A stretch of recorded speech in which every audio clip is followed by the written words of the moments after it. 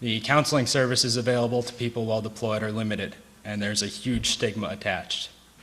Even if they say, oh, you can go get help, all of your fellow soldiers are going to be like, oh, he's mentally weak. He went to see a shrink or anything else like that. And if they do see him, it's often therapy sessions, maybe once every 2 weeks, and either SSRIs or sedatives.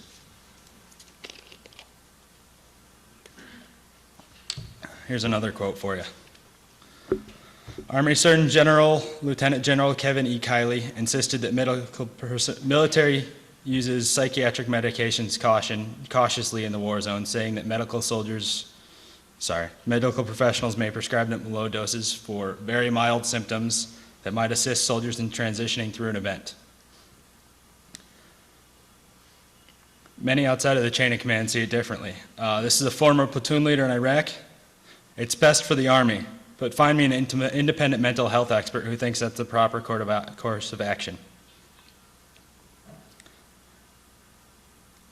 In the initial invasion, there was 230 psychologists and social workers to 100,000 troops.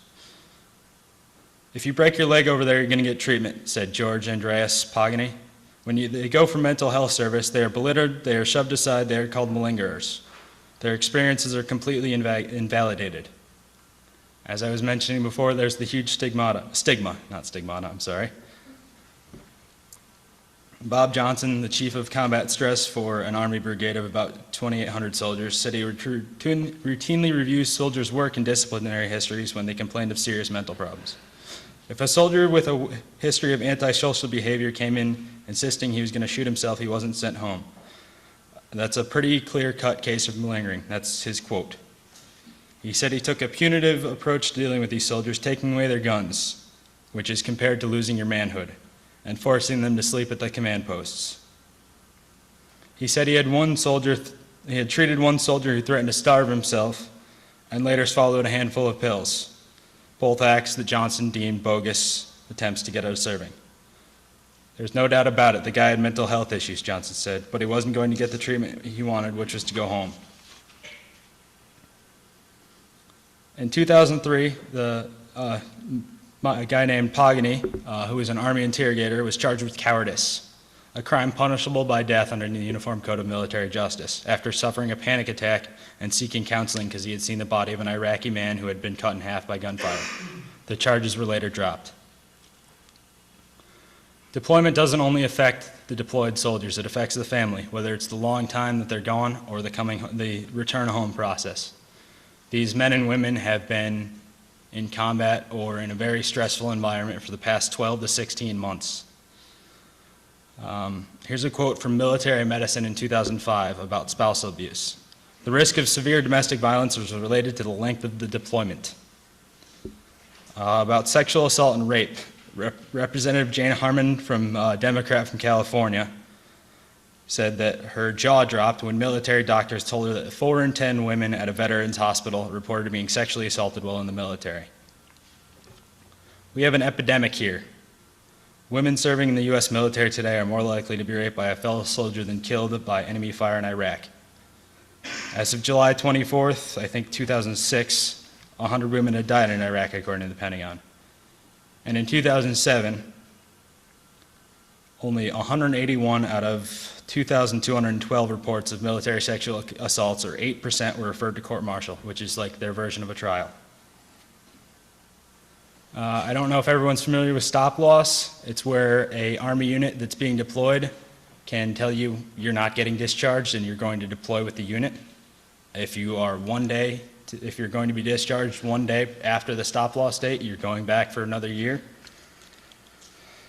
This causes some vague psychiatric or psychological, it has a big psychological impact. There's a huge uncertainty towards the deployment dates. You don't know, and there's almost an institutional confusion as to when each unit is going. They like to keep it that way.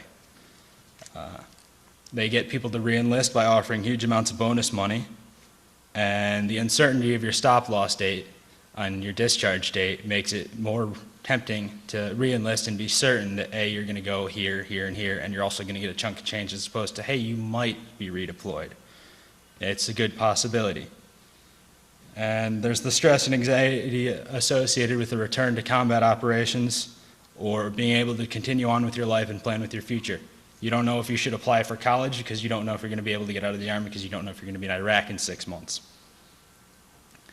The trauma of a previous deployment is not treated effectively. You're unable to be removed from your stressful environment, and all the people that you see, and also the ones that you don't anymore, are still there, and your signs and symptoms are compounded.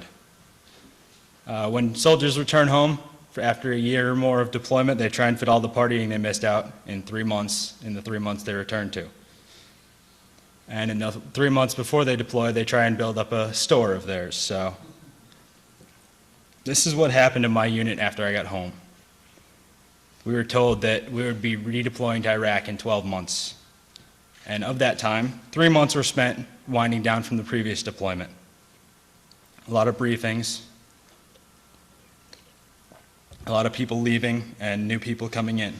There was 5 months of train up. Luckily, I left in the second month, where they spent 2 weeks in the field out of every month. There was a 1 month at a training center, either in Louisiana or Texas, 2 months of preparing for deployment, and 1 month of leave. Doesn't sound like a lot of time to get to know your family again before you go off for another 16 months. I've just given a brief amount of what a soldier may experience in the deployment process. Some have it much worse than I do, some have it better, and the difficult return home. I'm speaking all from personal experience and some brief Google searches. Combat in general and post-traumatic stress disorder in particular has a broad effect on a person. It turned me into a liberal, so. Once again, I'm not an expert on anything here, and which is why I have Dr. Malvasardi and giving the next aspect of it. And I'd just like to thank you again for coming out and thank Aaron for having this discussion.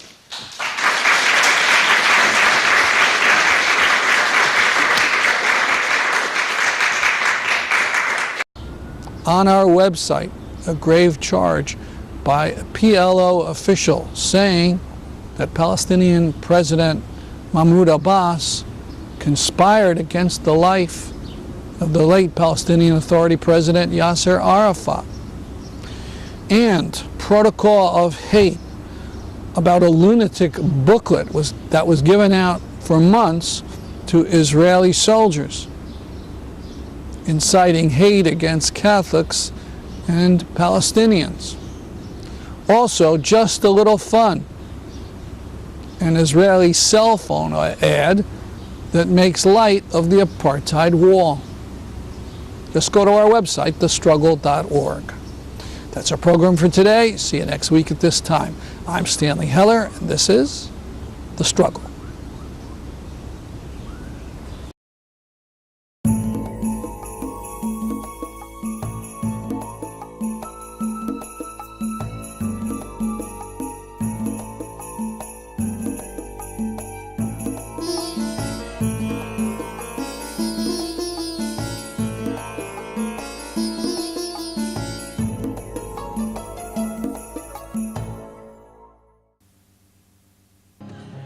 We've got a situation and it calls for a solution that upholds our domination of the planet. We're gonna make our case and we're gonna make it well. And if you don't like our logic, you can it. We'll use impeccable intelligence from any country.